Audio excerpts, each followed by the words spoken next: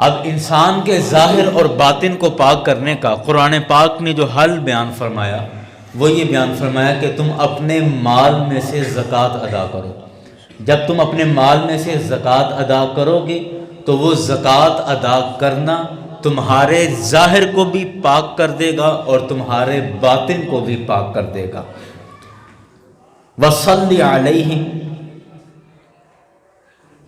اور ان کے حق میں دعائے خیر کرو۔ دوسرا حکم یہ ہے، پہلا کہ ان کے مالوں میں سے زکوٰۃ کا حکم دو یا زکوٰۃ ان سے لے کر غریبوں کو دو، اور دوسرا فرمایا وَصَلِّ عَلَيْهِمْ، اور انہیں اپنی دعاؤں میں یاد رکھو، ان کے لیے دعائیں کرو۔ إِنَّ صَلَاتَكَ سَكَنٌ لَهُمْ، بے شک تمہارا اے حبیب آپ کا دعا کرنا آپ کے غلاموں کے دلوں کا چین ہے۔ اب دیکھیں قرآن پاک کہہ رہے ہیں ان صلاتک، بے شک آپ کا دعا کرنا اے حبیب، آپ کے غلاموں کے لیے دعا کرنا، فرمایا سکن لہم، ان کے دل کا سکون ہے، ان کے لیے سکون ہے۔ واللہ سمیع علیم، اور اللہ سننے والا ہے اور جاننے والا ہے۔ یہ سورۃ التوبہ کی آیت نمبر 103 ہے کہ جس میں بنیادی طور پر 3 باتیں ہی بیان کی گئی ہیں۔ میں ایک ایک کر کے ان باتوں پر تبصرہ کرتا ہوں۔ سب سے پہلا فرمایا کہ تم اپنے مال میں سے زکوٰۃ ادا کرو، کہ مال میں سے زکوٰۃ ادا کرنا یہ تمہارے ظاہر کو بھی پاک کر دیتا ہے اور تمہارے باطن کو بھی پاک کر دیتا ہے۔ زکوٰۃ اتنا اہم فرض ہے کہ اللہ تعالیٰ نے قرآن مجید کے اندر نماز کے بعد جو سب سے زیادہ حکم ارشاد فرمایا ہے وہ زکوٰۃ ادا کرنے کا ہے۔ آپ نے قرآن پاک میں کئی جگہوں پر یہ آیت پڑھی ہوگی کہ وَأَقِيمُوا الصَّلَاةَ وَآتُوا الزَّكَاةَ، نماز قائم کرو اور زکوٰۃ ادا کرو، نماز قائم کرو زکوٰۃ ادا کرو۔ اور اکثر جگہ پر جہاں نماز کا ذکر ہے نماز کے فوراً بعد اللہ نے زکوٰۃ کا حکم ارشاد فرمایا، یعنی کہ زکوٰۃ ایک بہت اہم فریضہ ہے۔ لیکن مسئلہ ہمارے ہاں یہ ہے چونکہ سال میں ایک دفعہ ادا کرنا ہوتی ہے، تو جس طرح سال میں 1-2 دفعہ عید کی نماز پڑھنی ہوتی ہے تو وہ ہمیں بھول جاتی ہے اور پتہ نہیں ہوتا کہ ہاتھ اٹھانے کہاں ہیں اور باندھنے کہاں ہیں اور کیا کیا کرنا ہے، اکثر لوگ بھول جاتے ہیں۔ اسی طرح زکوٰۃ بھی سال میں 1 دفعہ دینی ہے تو ہمیں اکثر یاد نہیں ہوتا، ہمیں اصل میں طریقہ ہی نہیں پتہ کہ ہمیں زکوٰۃ ادا کس طرح کرنی ہے۔ سب سے بڑا مسئلہ ہمارے لیے یہ ہے کہ ہمیں بنیادی طور پر یہی نہیں صحیح سمجھ آتا کہ مجھ پر زکوٰۃ فرض ہے بھی کہ نہیں۔ مجھے کیسے پتہ چلے گا کہ مجھ پر زکوٰۃ فرض ہے یا زکوٰۃ فرض نہیں ہے؟ بعض دفعہ ایسا ہوتا ہے کہ انسان کی ٹھیک ٹھاک آمدنی ہوتی ہے لیکن اس پر زکوٰۃ فرض نہیں ہوتی، ایسا بھی بعض دفعہ ہوتا ہے۔ اور بعض دفعہ ایسا ہوتا ہے کہ انسان کی کوئی اچھی خاصی آمدنی نہیں ہے، بس وہی ہینڈ ٹو ماؤتھ والا حساب ہے کہ بس کما لیا اور کھا لیا، صرف اتنی سی آمدنی ہوتی ہے لیکن اس پر زکوٰۃ فرض ہوتی ہے۔ تو سب سے پہلے ہمارے لیے یہ مسئلہ جاننا ضروری ہے کہ ہمیں کیسے پتہ چلے گا کہ مجھ پر ایک فرد ہوں میں، مجھ پر زکوٰۃ فرض ہے یا زکوٰۃ فرض نہیں ہے، یہ پتہ کیسے چلے گا؟ تو اس کا بڑا آسان سا طریقہ ہے۔ وہ طریقہ یہ ہے کہ زکوٰۃ فرض ہوتی ہے کہ جب بندے کے پاس، کسی بھی مسلمان کے پاس، مسلمان عاقل اور بالغ ہو، نابالغ بچے پر زکوٰۃ فرض نہیں ہے۔ بچہ بالغ ہو گیا اور اگر وہ بچہ مالدار ہے تو اس پر زکوٰۃ فرض ہے۔ اچھا، اب مال کتنا ہو اور ہم کیسے حساب کریں گے کہ میرے پاس اتنا مال ہے یا نہیں ہے؟ بڑا آسان سے اس کا طریقہ میں آپ کے سامنے عرض کرتا ہوں کہ سب سے پہلے ہمیں اندازہ کرنا ہے کہ اس سال زکوٰۃ کا نصاب کتنے روپے ہے، کیونکہ ہم نے جو کتابوں میں پڑھا وہ بتایا گیا کہ 7.5 تولے سونا ہو تو پھر زکوٰۃ فرض ہوتی ہے، یا ہم نے کتابوں میں یہ پڑھا کہ 52.5 تولہ چاندی ہو یا اس کی مقدار آپ کے پاس مال و دولت ہو تو پھر زکوٰۃ فرض ہوتی ہے۔ اب یہ ہر سال نیا حساب کرنا پڑتا ہے کہ اس سال 52.5 تولہ چاندی کتنے کی ہے، کیونکہ ہر سال چاندی کا ریٹ اوپر نیچے ہوتا رہتا ہے، اسی طرح ہر سال سونے کا بھاؤ بھی اوپر نیچے ہوتا رہتا ہے، تو ہر سال ہمیں یہ جاننا ضروری ہے کہ اس سال زکوٰۃ کا نصاب کتنے روپے مقرر ہوا ہے۔ اب اگر ہم سونے کے حساب سے زکوٰۃ دیتے ہیں تو سونا 7.5 تولہ اس وقت، میرا یہ خیال ہے، مجھے کوئی کنفرم یا ایگزیکٹ قیمت نہیں پتہ، لیکن میرا یہ اندازہ ہے کہ تقریباً کوئی 15 لاکھ روپے اس کا نصاب بنتا ہوگا 7.5 تولہ سونے کا، تقریباً کوئی 15 لاکھ بنتا ہوگا، جو کہ بہت بڑی رقم ہے۔ لیکن اگر ہم چاندی کا حساب کریں تو 52.5 تولہ چاندی، اور اس سال جو چاندی کا ریٹ ہے، اسٹیٹ بینک آف پاکستان نے جو اس سال زکوٰۃ کا سلیبس نکالا ہے 1,03,000 روپے نکالا ہے،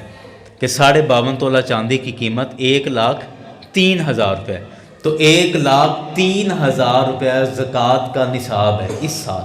1,03,000 روپیہ زکوٰۃ کا نصاب ہے۔ پچھلے سال 84,000 روپے تھا، چاندی سستی تھی، اس دفعہ چاندی کا ریٹ زیادہ ہو گیا، تو 1,03,000 روپے زکوٰۃ کا نصاب ہے۔ اچھا، اب سوال ذہن میں یہ آتا ہے کہ اگر سونے کے حساب سے ہم زکوٰۃ دیکھیں تو وہ تو 15 لاکھ پر جا کر بنے گی، اور چاندی کے حساب سے دیکھیں تو یہ 1,03,000 روپے پہ زکوٰۃ بن رہی ہے۔ تو اب ہم سونے کا حساب کریں یا چاندی کا حساب کریں؟ تو اس کا بڑا آسان سا حل ہے کہ اگر آپ کے پاس صرف سونا موجود ہے اور کوئی مال آپ کے پاس موجود نہیں ہے، صرف اور صرف سونا آپ کے پاس موجود ہے، نہ آپ کے پاس نقد پیسے ہیں، نہ مال تجارت ہے، کچھ بھی آپ کے پاس نہیں ہے، صرف سونا ہی آپ کے پاس ہے، تو پھر آپ 7.5 تولہ سونا جب ہوگا تب زکوٰۃ ادا کریں گے، اس سے کم پر زکوٰۃ نہیں ہے۔ لیکن اگر آپ کے پاس مختلف مال جمع ہیں، جیسے اکثر ہمارے پاس ہوتا ہے کہ تھوڑا بہت سونا بھی موجود ہے، کوئی تھوڑی بہت چاندی بھی موجود ہے، کوئی تھوڑے بہت نقد پیسے بھی جمع ہیں، اس طرح کر کے یعنی مختلف مال اگر آپ کے پاس جمع ہیں تو اب سونے کا اعتبار نہیں ہوگا، بلکہ اب چاندی کا اعتبار کیا جائے گا، اور چاندی کے اعتبار سے زکوٰۃ ادا کی جائے گی۔ اور چاندی کا ریٹ کیا میں نے عرض کیا، 1,03,000 روپے چاندی کا سلیبس ہے، چاندی کا نصاب ہے۔ اب 1,03,000 روپے اگر چاندی کا نصاب ہے تو آپ غور کریں کہ جس کے پاس 1 تولہ سونا ہے اس پر بھی زکوٰۃ فرض ہو گئی، کیونکہ 1 تولہ سونا 2 لاکھ کا تو یہ بن گیا، اور تھوڑے بہت اگر چاندی بھی ساتھ ہے یا نقد پیسے بھی ہیں تو 1 تولہ بلکہ آدھے تولے پر بھی زکوٰۃ بن جائے گی، آدھا تولہ سونے پر بھی زکوٰۃ بن جائے گی۔ تو اس لیے ہم نے سب سے پہلے ہم نے دیکھ لیا کہ زکوٰۃ کا نصاب کیا ہے، 1,03,000 روپے اس سال زکوٰۃ کا نصاب ہے، اور اب ہم نے دیکھنا ہے کہ ہمارے پاس 1,03,000 روپیہ جمع ہے یا نہیں۔ آمدنی پر زکوٰۃ نہیں ہوتی،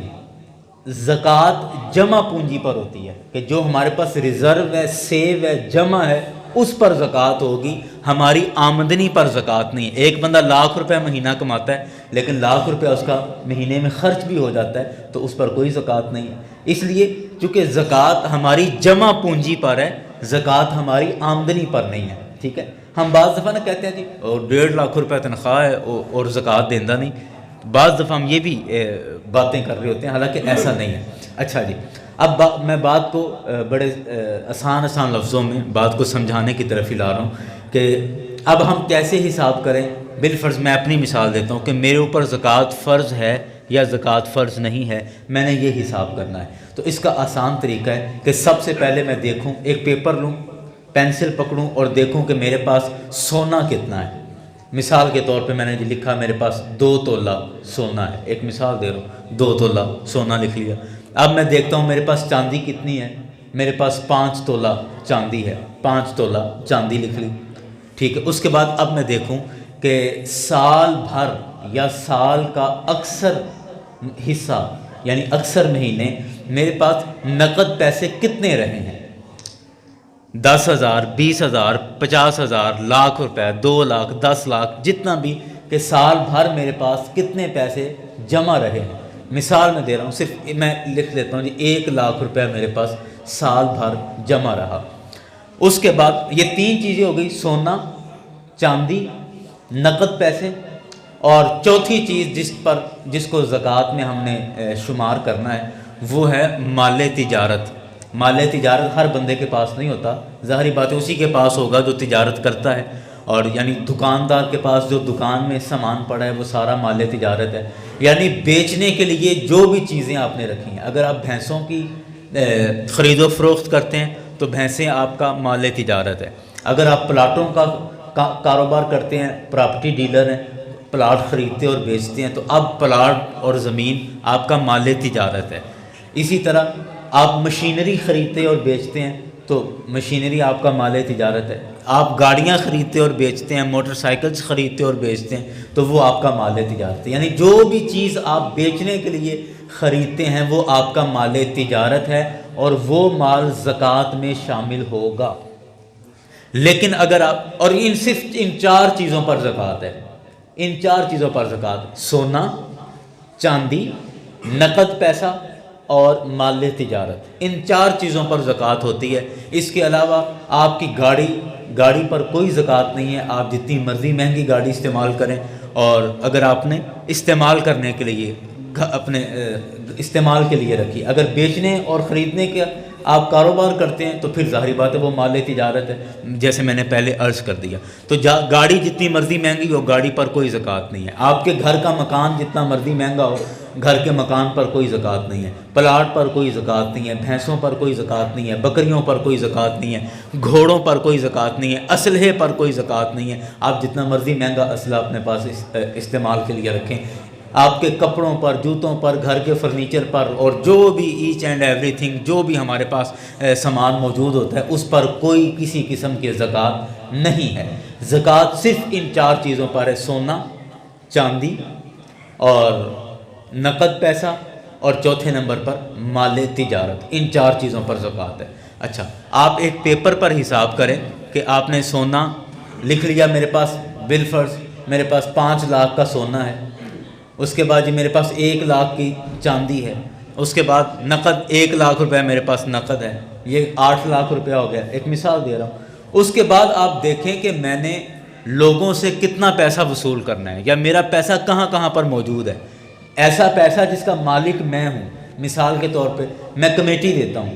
کمیٹی ابھی نکلی نہیں لیکن میں کمیٹی دے رہا ہوں، وہ 10,000 روپے میں مہینہ کمیٹی دیتا ہوں، اور وہ 10 مہینے ہو گئے، میں وہ اس کی 10 قسطیں دے چکا ہوں، 1 لاکھ روپے وہ بھی ہو گیا۔ وہ 1 لاکھ روپیہ میرا ہے، اس کا مالک میں ہوں، جتنی قسطیں دے چکا ہوں میں اتنی قسطوں کا مالک ہوں، اتنی رقم کا مالک ہوں۔ آپ اس کو بھی اس میں شامل کریں گے، اس زکوٰۃ کے نصاب میں اس کو شامل کریں گے۔ اسی طرح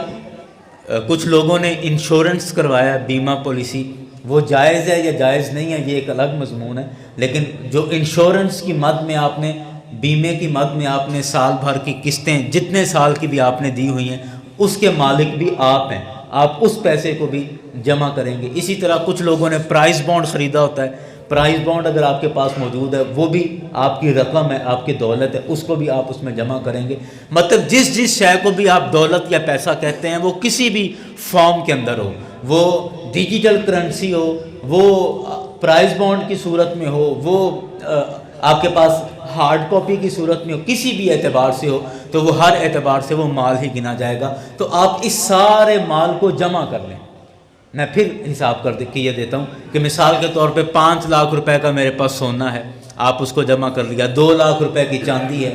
1 لاکھ روپے میرے پاس نقد موجود ہے، باقی کو کمیٹیاں شمیٹیاں اور ادھر ادھر کے ملا کے 1 لاکھ روپے آپ اس کو لگا لیں، اور اس 2 لاکھ لگا لیں، تو چلو یہ کل ملا کے 10 لاکھ روپے میرے پاس ہو گیا۔ میں ایک مثال دے رہا ہوں۔ تو اب میرے پاس مکمل میری آمدنی، مکمل میرے اثاثہ جات، میری جمع پونجی 10 لاکھ روپے ہے، یہ میں نے حساب کر لیا۔ اب اس کے بعد آپ دیکھیں کہ آپ نے کتنے لوگوں کے پیسے دینے ہیں، کتنے لوگوں کا قرض ہے۔ 1 لاکھ روپے آپ نے فلان جگہ پر دینا ہے، کسی کا دینا تھا، آپ 1 لاکھ وہ منفی کر دیں۔ 2 لاکھ روپے فلان جگہ پر دینا تھا، آپ اس کو منفی کر دیں۔ 1 لاکھ روپے فلان جگہ پر دینا تھا، اس کو منفی کر لیا۔ اس طرح کرا کے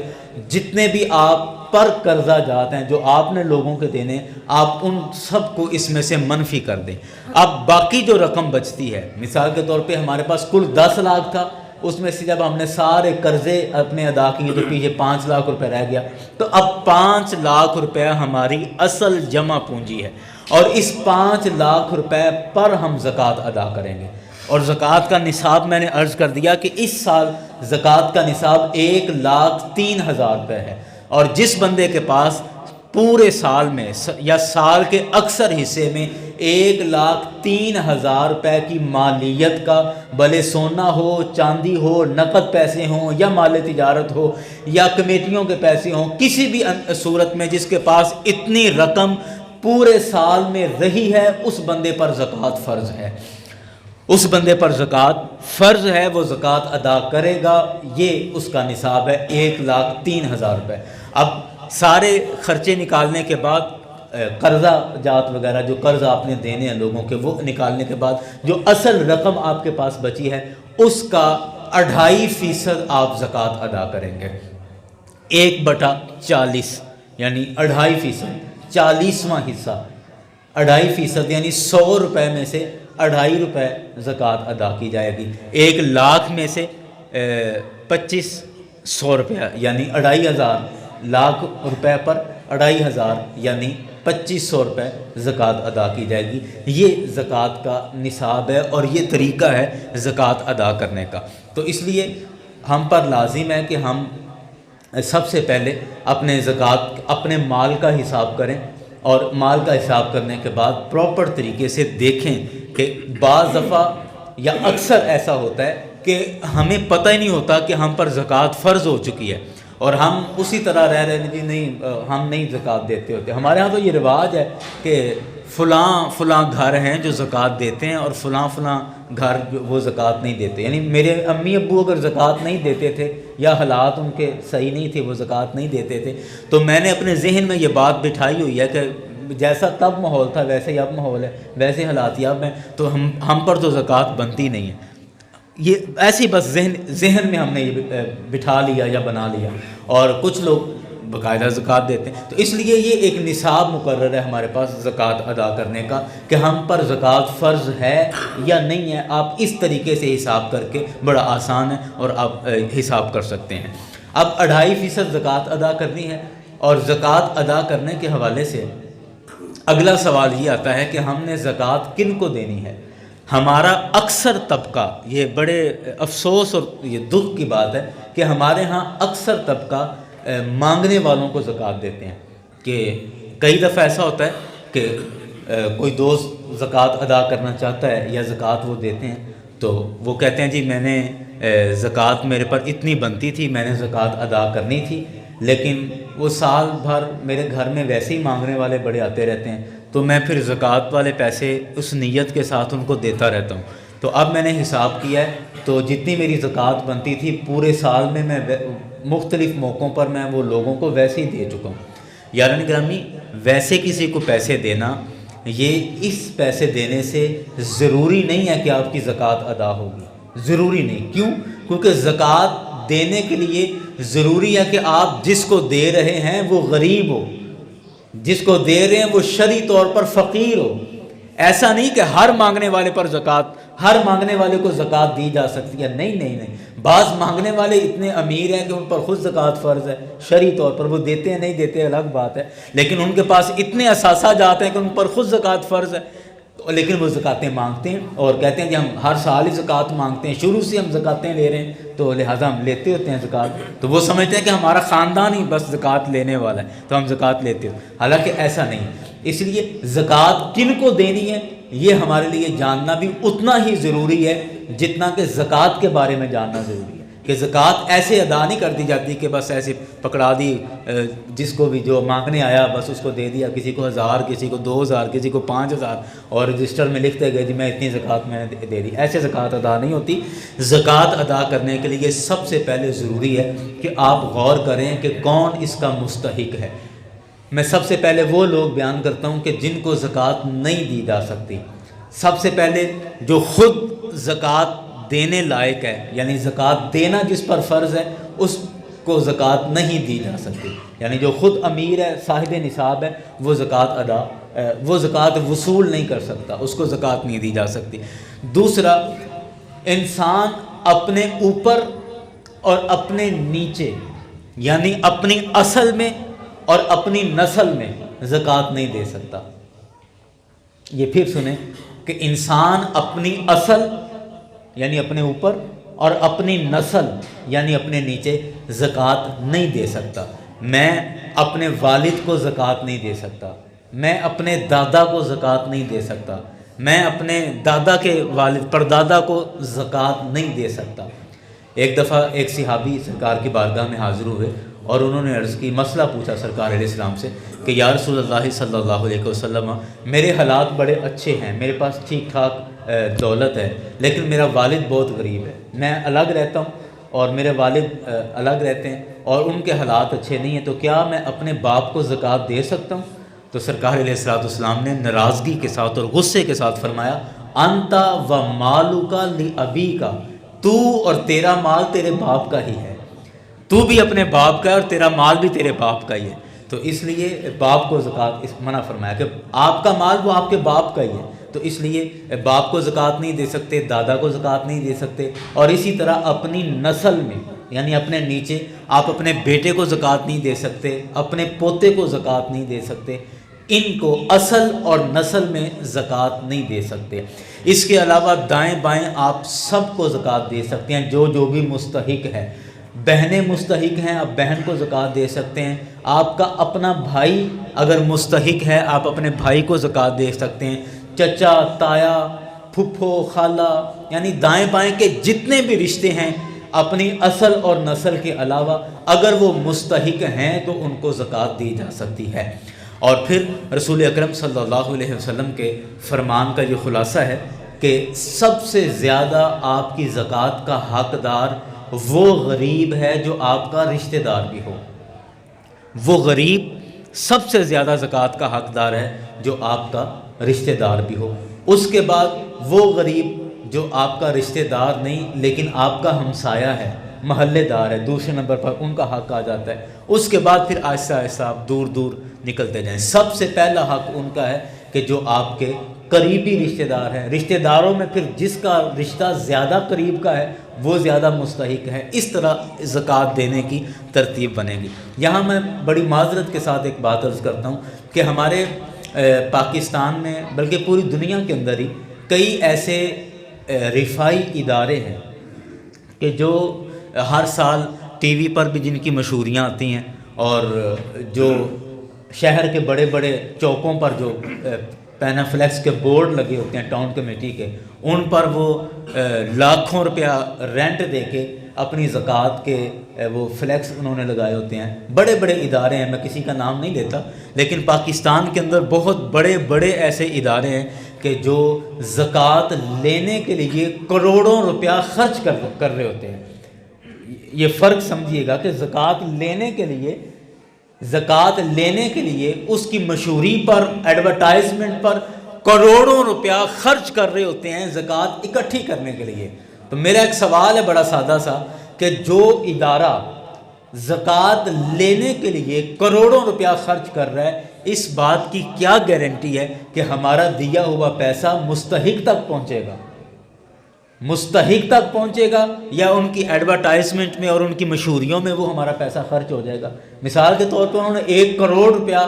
ٹی وی والوں کو دیا کہ ہماری ایڈ چلاؤ، مشہوری چلاؤ ٹی وی میں کہ زکوٰۃ فلاں ادارے کو دیں۔ اب وہ 1 کروڑ روپیہ انہوں نے دیا ٹی وی والوں کو، اب کیا پتا کہ میری سال میں زکوٰۃ 20,000 روپے بنتی ہے، میں نے 20,000 اس ادارے کو دیا کہ جی یہ میری زکوٰۃ کسی مستحق کو پہنچے، اور وہ 20,000 روپے انہوں نے ٹی وی والوں کو دے دیا کہ زکوٰۃ کا اشتہار چلانے کے لیے۔ تو مطلب سوال یہ ہے کہ جتنے بڑے بڑے ایسے ادارے پاکستان کے اندر جتنے بھی موجود ہیں جو زکوٰۃ لینے کے لیے کروڑوں روپیہ خرچ کرتے ہیں، میں یہ فتویٰ نہیں دے رہا کہ ان کو زکوٰۃ لگتی ہے یا زکوٰۃ نہیں لگتی، میں فتویٰ نہیں دے رہا بلکہ آپ کو مشورہ دے رہا ہوں کہ کبھی بھی ان بڑے اداروں کو زکوٰۃ نہ دیں، ان بڑے اداروں کو زکوٰۃ نہ دیں۔ اس کی وجہ کیا؟ اس کی وجہ یہ ہے کہ کوئی پتہ نہیں ہے کہ ہمارا دیا ہوا پیسہ صحیح جگہ پر لگا بھی ہے یا نہیں لگا، وہ کسی غریب کے پیٹ میں گیا بھی ہے یا نہیں گیا کہ وہ اوپر کے خرچوں میں ہی وہ سارے پیسے پورے ہو گئے۔ اس لیے میں چاہتا ہوں کہ اگر آپ کسی تنظیم کو زکوٰۃ دینا بھی چاہیں تو آپ کے محلے میں جو چھوٹی چھوٹی تنظیمیں جو صرف آپ کے محلے تک یا آپ کے گاؤں تک کام کرتی ہیں، آپ زکوٰۃ کا پیسہ ان لوگوں کو دیں۔ اس کا فائدہ کیا ہوگا کہ ان کے اتنے زیادہ خرچے نہیں ہیں، ان کا کوئی خرچہ نہیں آئے گا، وہ آپ کے زکوٰۃ کے پیسوں کا موٹر سائیکل میں پیٹرول نہیں ڈلوائیں گے، آپ کے زکوٰۃ کے پیسے کی وہ اپنے ملازمین کو تنخواہیں نہیں دیں گے، اور اس طرح کا کچھ نہیں ہوگا۔ آپ کا زکوٰۃ کا پیسہ غریب آدمی تک پہنچے گا۔ اس کا فائدہ یہ تو جو چھوٹی چھوٹی ہمارے محلے میں تنظیمیں بنی ہیں اور گاؤں کی سطح پر، میرا مشورہ ہے کہ ان کو زکوٰۃ دیں تاکہ زیادہ سے زیادہ ہماری رقم مستحق لوگوں تک پہنچ جائے۔ ہمارے ہاں بعض دفعہ مسجد میں پیسے دے کے بھی ہم وہ پیسے زکوٰۃ والے پیسوں میں سے منفی کر لیتے ہیں کہ میں نے اس دفعہ رمضان شریف میں 20,000 روپے مسجد میں دیا تھا، چلو زکوٰۃ والی رقم میں اس کو بھی منفی کر دو۔ مسجد کے اندر کسی صورت میں بھی آپ زکوٰۃ نہیں دے سکتے، مسجد کو زکوٰۃ نہیں لگتی۔ ہاں آپ مدرسے کے اندر زکوٰۃ دے سکتے ہیں، اور مدرسے کو بھی زکوٰۃ اس وجہ سے لگتی ہے کہ مدرسے میں چونکہ طلباء اس میں موجود ہوتے ہیں اور وہ مسافر کے حکم میں آتے ہیں، تو اس وجہ سے وہاں پر زکوٰۃ لگتی ہے۔ اور آپ مدارس کے اندر جہاں آپ کا اعتبار اور اعتماد ہے کہ اس جگہ پر دین کا صحیح معنوں میں کام ہو رہا ہے یا کام چل رہا ہے، آپ اس جگہ پر اپنی زکوٰۃ دیں، اور ضرور زکوٰۃ دیں۔ مدارس کا بھی حصہ رکھیں اس میں۔ اس کی وجہ یہ ہے کہ بلکہ ایک دکھی بات ہے یہ بھی کہ ہم نے اپنے مدارس کو، مدرسوں کو پہلے دن سے ہی زکوٰۃ فطرانے اور صدقات پر چلائے رکھا ہے، شروع سے پہلے دن سے ہی۔ اب یہ کئی صدیوں کا نقصان ہے، اور شاید اس کو بدلتے بدلتے بڑا وقت لگے کہ ہم نے اپنے دینی مدرسوں کو خاص طور پہ شروع سے ہی زکوٰۃ خیرات پہ رکھا ہے۔ اب اس کا نتیجہ کیا ہے کہ زکوٰۃ خیرات کے علاوہ ان کے پاس آمدنی کے کوئی وسائل نہیں ہوتے، حالانکہ ہونا یہ چاہیے تھا کہ جس طرح ہمارے اسکول آزاد ہوتے ہیں کہ وہ بچوں سے فیس وصول کرتے ہیں، اس سے اپنے اخراجات بھی سارے نکالتے ہیں اور اپنا ادارہ بھی چلاتے ہیں، ہونا بھی یہ چاہیے کہ دینی مدارس بھی طلباء سے فیس وصول کریں اور اس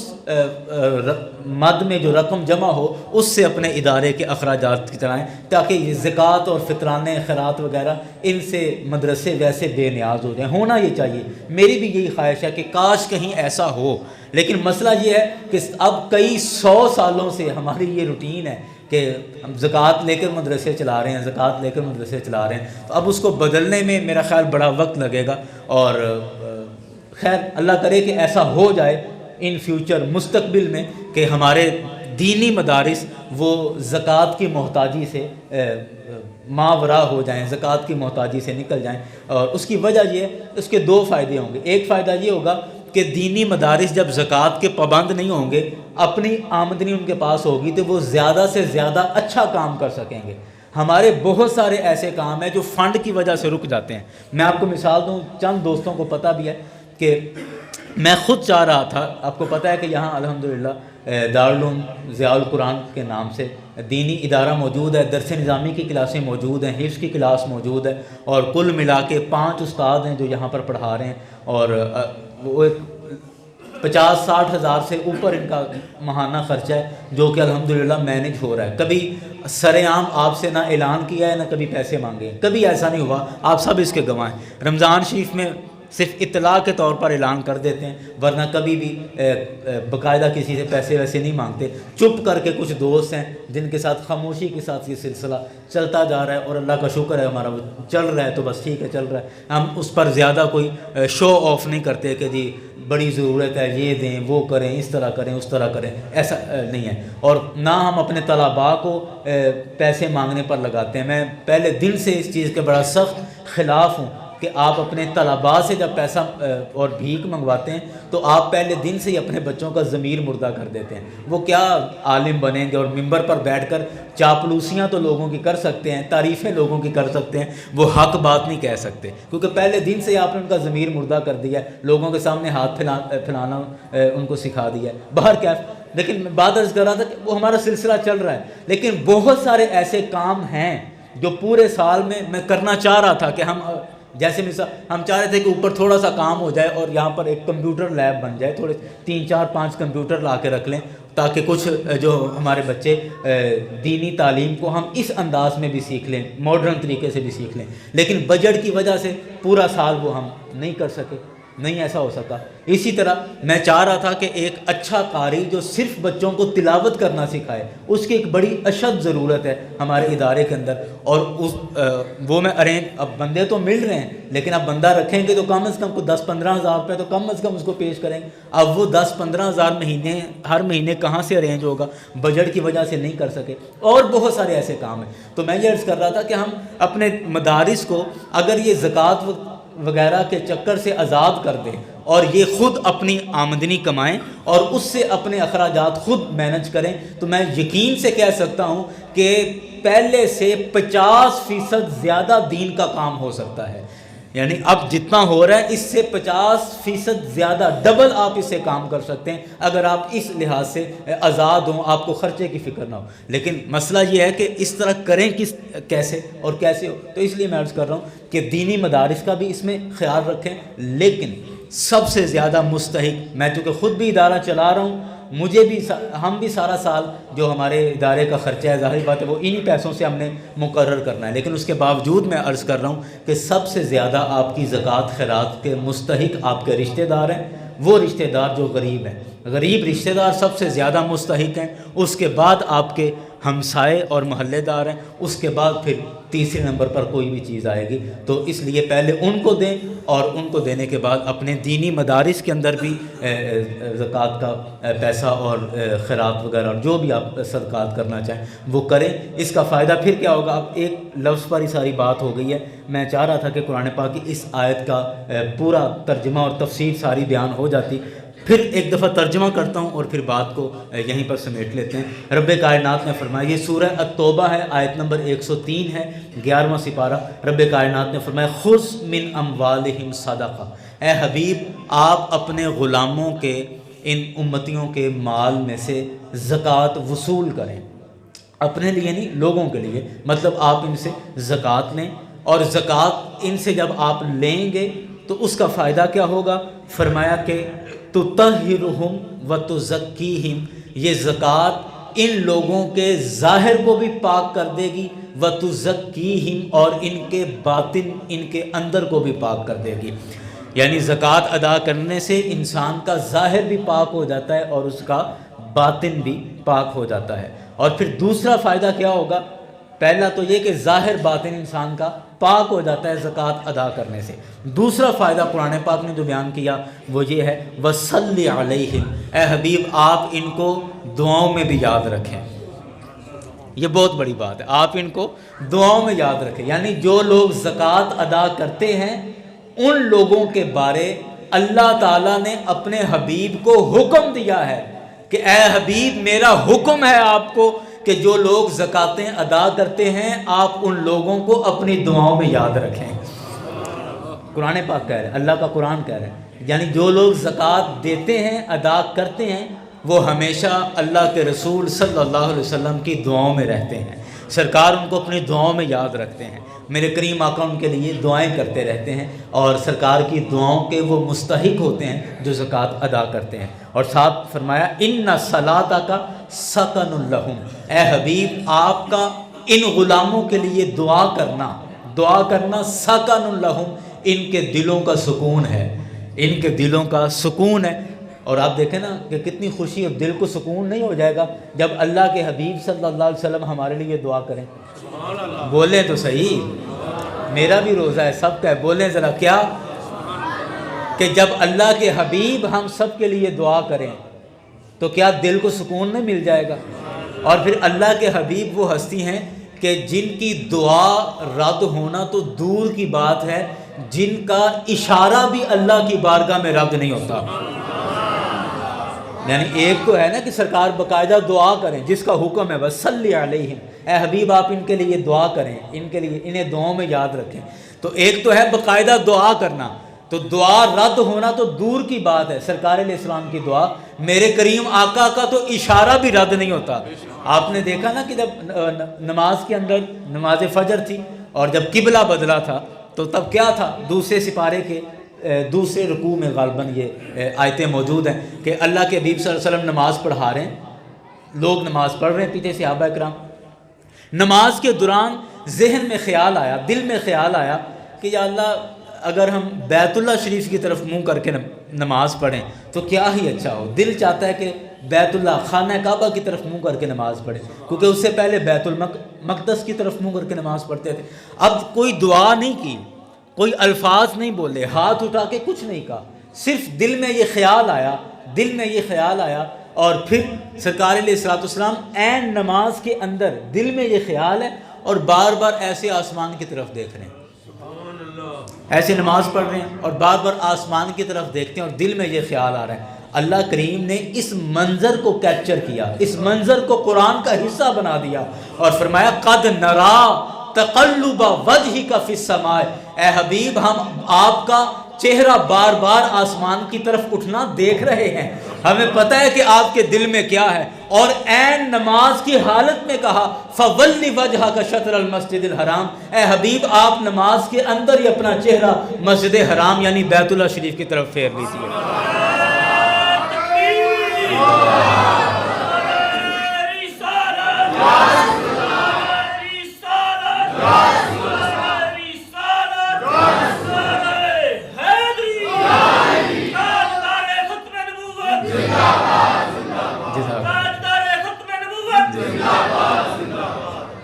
اب آپ اندازہ کریں کہ جس نبی کا اشارہ رب کی بارگاہ میں رد نہیں ہوتا اور اللہ قرآن بھی نازل فرما دیتا ہے، وہ اشارہ بھی قبول کر لیتا ہے اور اللہ فرماتا ہے ابھی ہم دیکھ رہے ہیں آپ کا چہرہ بار بار آسمان کی طرف آ رہا ہے اور آپ کا چہرہ آسمان کی طرف پھر رہا ہے. فرمایا فَوَلِّ وَجْهَكَ شَطْرَ الْمَسْجِدِ الْحَرَامِ، بس آپ اپنا چہرہ مسجد حرام کی طرف پھیر لیں. عین نماز میں آدھی نماز بیت المقدس کی طرف منہ کر کے پڑھی اور باقی نماز وہی نماز میں چہرہ مبارک پھیر کے خانہ کعبہ کی طرف کر لیا. تو جس نبی کا اشارہ رب کی بارگاہ میں رد نہیں ہوتا تو وہ نبی جب دعا کر دے اور اس نبی کو حکم ہو اللہ کی طرف سے کہ اے نبی جو بندہ زکوٰۃ ادا کرے آپ نے اس کے لیے دعا کرنی ہے اور اس کو دعاؤں میں یاد رکھنا ہے، تو وہ نبی جب دعا کر دیں باقاعدہ کسی بندے کے لیے تو مجھے بتائیں وہ دعا کیسے رد ہو سکتی ہے. اس لیے جن پر زکوٰۃ فرض ہے، جو صاحب نصاب ہیں، میں ان کو سب سے پہلے مبارک دیتا ہوں کہ مبارک ہو ان کو جو صاحب نصاب ہیں کہ وہ اللہ کے نبی کی دعاؤں کے مستحق بن گئے ہیں. آپ یہ نہ سمجھیں کہ اب زکوٰۃ دینی پڑے گی، اب زکوٰۃ دینی پڑے گی، نہیں، یہ نہ سوچیں. جو صاحب نصاب ہیں سب سے پہلے ان کو مبارک یہ ہے کہ وہ اللہ کے نبی کی دعاؤں کے مستحق بن گئے ہیں اور انہیں چاہیے کہ وہ اپنے اموال میں سے زکوٰۃ ادا کریں. اور اس کا سارا طریقہ میں نے آپ کے سامنے عرض کر دیا ہے. پھر بھی کوئی آپ کے ذہن کے اندر سوال ہو تو جمعہ کی نماز کے بعد میں یہاں موجود رہوں گا، آپ پوچھ سکتے ہیں. اور میں پھر ایک دفعہ آیت کا ترجمہ کر کے بات کو ختم کر دیتا ہوں. پھر سن لیں، ترجمہ یہ ہے خذ من اموالہم صدقہ، سورہ التوبہ کی آیت نمبر 103 ہے. فرمایا کہ اے حبیب آپ ان کے مالوں میں سے زکوٰۃ وصول کریں. اس سے کیا ہوگا کہ تطہرہم وتزکیہم، کہ یہ ان کے اموال میں سے زکوٰۃ لینا، یعنی جب یہ زکوٰۃ دیں گے تو اس زکوٰۃ سے ان کا ظاہر بھی پاک ہو جائے گا اور ان کا باطن بھی پاک ہو جائے گا. اور اس کے بعد فرمایا وصلی علیہم، اور ان پر دعائے خیر کریں، ان کے لیے دعا بھی کریں. ان صلاتک سکن لہم، بے شک آپ کا دعا کرنا ان کے لیے ان کے دلوں کا سکون ہے. واللہ سمیع علیم، بے شک اللہ تعالیٰ سننے والا ہے، جاننے والا ہے. یہ بھی ایک پرچی آئی ہے کہ سورہ توبہ کی آیت نمبر 60 میں والعاملین کی تشریح کر دیں. اچھا، اصل میں یہ سوال اس وجہ سے کر رہے ہیں کیونکہ میں نے پہلے شاید گفتگو میں یہ بات کہی کہ اگر ہماری زکوٰۃ کا پیسہ وہ مستحق تک نہیں پہنچ رہا اور اوپر کے کاموں میں سارا لگا جاتا ہے تو پھر ہم کیسے مطمئن ہوں کہ ہماری زکوٰۃ ہو گئی ہے. تو اس کے لیے شاید یہ سوال ہے کہ والعاملین، یہ ایک لفظ استعمال ہوا ہے. میرے سامنے سورہ توبہ چونکہ موجود ہے تو میں اس کی آیت نمبر 60 نکال لیتا ہوں تاکہ اس حساب سے میں آپ کے سامنے اس کی بات کر سکوں.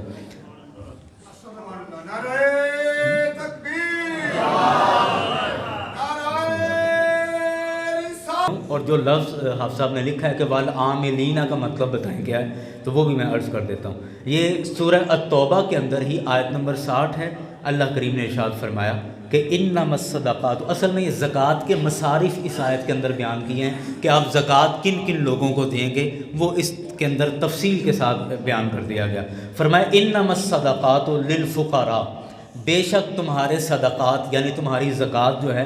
سب سے پہلا فرمایا للفقراء، فقیروں کے لیے ہے، والمساکین اور محتاج لوگوں کے لیے ہے۔ مسکین یعنی محتاج لوگ۔ فقیر اس بندے کو کہتے ہیں کہ جس پر زکوٰۃ دینا فرض نہیں ہے، وہ فقیر ہے۔ فقیر وہ بندہ ہے کہ جس پر زکوٰۃ، ٹھیک ہے، یعنی جو زکوٰۃ دینا جس پر فرض نہیں وہ زکوٰۃ لے سکتا ہے، تو فقیر اس کو کہتے ہیں۔ مسکین کس کو کہتے ہیں؟ مسکین اس بندے کو کہتے ہیں کہ جس کے پاس ایک وقت کا کھانا ہے تو دوسرے وقت کا کوئی پتہ نہیں کہاں سے آئے گا، یعنی دوسرے وقت کے کھانے کا اس کے پاس انتظام نہیں ہے، یعنی محتاج ہے وہ، اس کو